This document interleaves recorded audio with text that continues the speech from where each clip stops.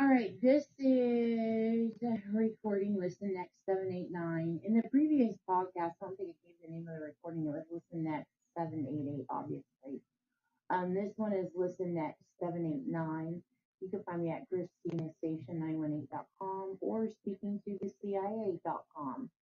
Okay, so I've got, before it hits the weekend, I'm trying to get them done. I've got like three more recordings to do. This one will be shorter, and then I have two longer ones. So I'm going to try to get through those. So, okay, so this one, I'm going to cover a few different topics here. More crimes that Gene Roberts committed on my family,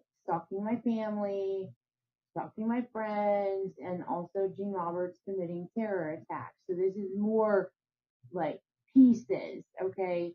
So this one right now that I'm about to talk about right now, you're gonna want to pay attention to because there's probably the future in it because there's always the past. All these always link the past and then the present and then the future. So this was obviously a long time ago, so it would all be past or it would still be future. Okay, so I told you on my right arm, I have two freckles that appeared out of nowhere. Okay, on my right forearm. And I took a picture of it with my phone. And the trajectory is absolutely perfect. Okay, because if I hold my arm up to my face, to my eyes, those two freckles overlay both of my eyes. So I was told when I was in Oklahoma City that is a warning from the cartel against the Navy captain because she likes to use ice, which you know I call it ICE, artificial intelligence, robotic technology. She likes to use it to get inside children, babies, adult, elderly, animals, insects, and she uses it to control people to get what she wants. Okay? So people are just now getting used to AI. You know, Chat GPT is all the storm. Um, and it seems like every week they're rolling out like a new model of a robot, but we're so far advanced beyond what they put on TV that I have like inside running jokes with like Elon Musk and Mark Zuckerberg because I mean she literally has the AI technology. She literally looks through people's eyes. Okay, so like I give him a hard time because he's selling the meta glasses, and I'm like looking at him, and I'm like, "You're selling." This is in my brain. That's the telepathy. I'm like, you're selling meta glasses," and she's literally looking through everybody's eyes using stolen artificial intelligence, and he's like, "I don't care. I'm still selling my meta glasses anyway." So it's like a running joke. It always makes everybody that's on crack up laughing because just going about life as usual, like this isn't really going on, and just let Mark Zuckerberg get in and sell his meta glasses. But anyway, so robotic technology is so far advanced that um of course there's like robots that people are creating, like you can physically see it's a robot, but I'm saying robotically controlling a human being is unheard of and it's very real. And it's been going on since the 1960s. Artificial intelligence has been around since the 50s. And it only becomes more and more advanced. So, like, whatever we see on TV and whatever is released, we're very behind. Um, but you guys know that. I mean, when did we get the internet? We didn't get the internet until when? The 90s? And then how long had the military been using the internet before that? Like the 40s or something, the 40s or the 50s. So, and probably way before even that. So things are all very much more advanced than what we think and what we see on TV. So robotic technology is very, very real. And she ices the hell out of people. She uses robotic technology on everyone. And I told you in a previous podcast, I've literally seen through the eyes of people that she has eyes, because not only does she look through your eyes, but she can record through your eyes. So she saves the footage, and then she'll put the footage in my brain, like she just injects it, like trying to freak me out, like, and all of a sudden I feel like I'm inside the person looking at someone else, looking through, like I feel like I'm inside of, when it's really just video footage that she's recorded.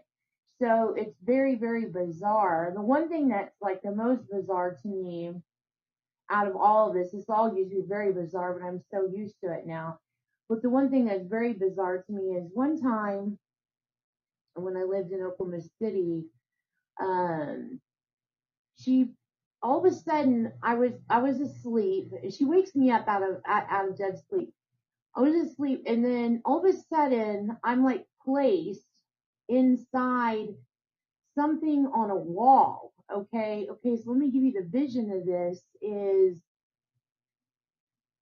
it's a living room, and there's a couch, okay, and the couch is against the wall, okay, and I'm literally like on the wall behind the couch, okay, and on the couch is a couple that I've never seen before, cuddling on the couch, and they're watching TV, and they're watching TV on an entertainment stand. So I know by the entertainment stand, it has to be around the 90s, because that's when entertainment stands are really popular. The living room was really small, probably,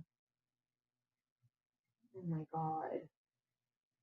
I mean, probably not any bigger than my bedroom. The living room was really, really small.